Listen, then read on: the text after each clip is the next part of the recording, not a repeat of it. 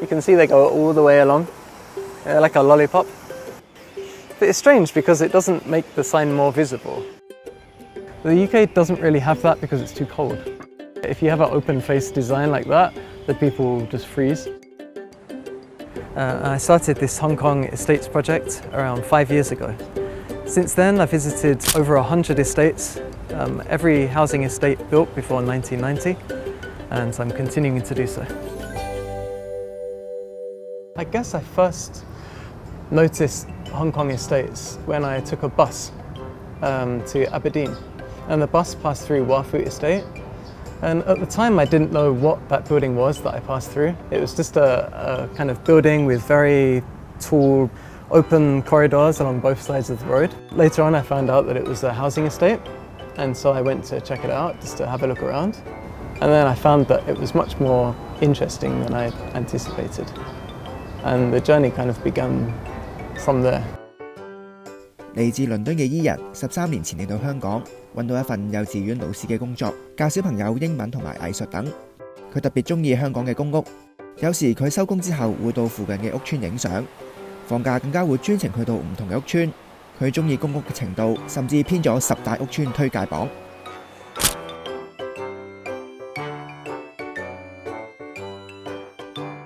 I have a spreadsheet on my computer of all the estates in Hong Kong by date.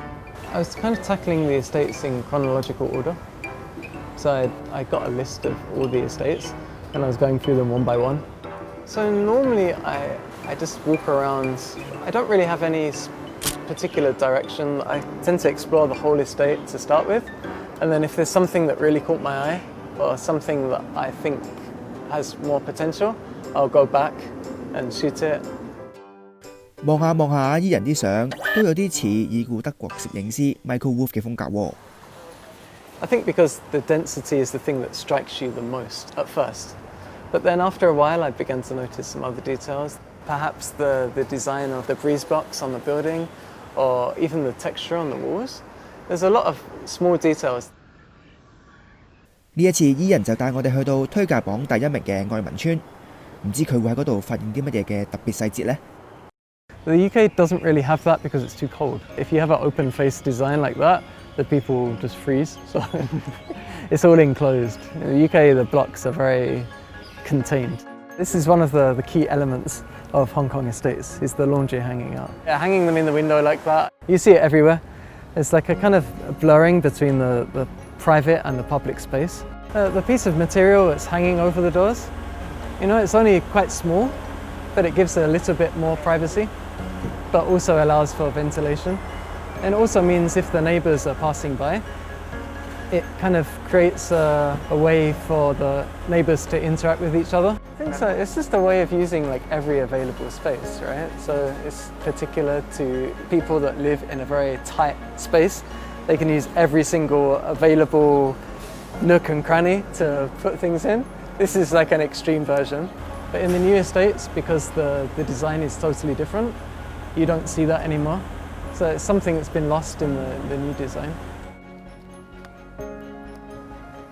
A lot of the estates were built around the same time, especially in the 1950s and 1960s. So they share a kind of common design language, which is like modernism, which was with the use of materials and the very clean lines, the lack of excessive decoration. But the scale of the buildings was smaller.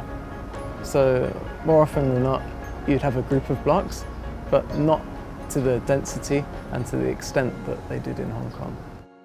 咁樣係因為香港一條屋邨嘅人口隨時等於英國一個小鎮。不過香港都唔係每條屋邨都咁大㗎。伊人之後就帶我哋去睇下曾經係全香港規模最細嘅屋邨。This is Maytung Estate. It was the smallest housing estate when it was built in the mid-70s. Originally it was on the corner of the block here. You can see in old photos there's the 6th, but it's been removed like quite a while ago, I guess. 美東邨其中2座原定11月就會清拆，但係因為疫情延遲到出年年初。And they were very ambitious estates. They tried to create a whole society. Estates nowadays are more about efficiency. So they want to build as quickly as possible for as cheaply as possible to house as many people as possible. The type of buildings that they build, very uninspiring. They're more like engineering projects than architecture projects. 原來香港200幾條公共屋邨，為超過200萬人口提供居所，喺住屋上扮演住一個重要嘅角色。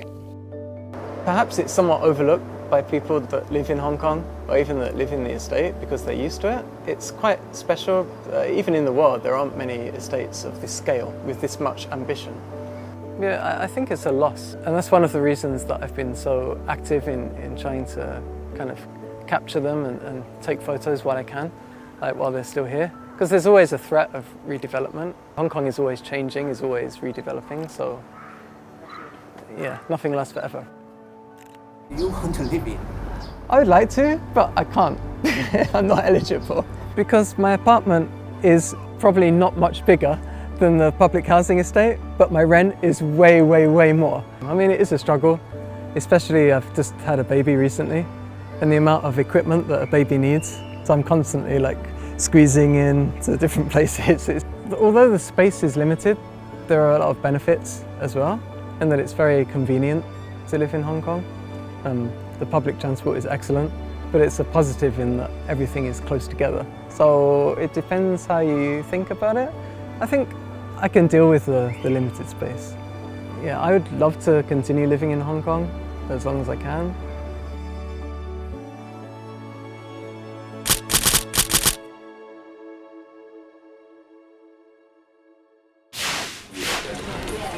報真相講人話，9點半蘋果新聞報導強勢登場。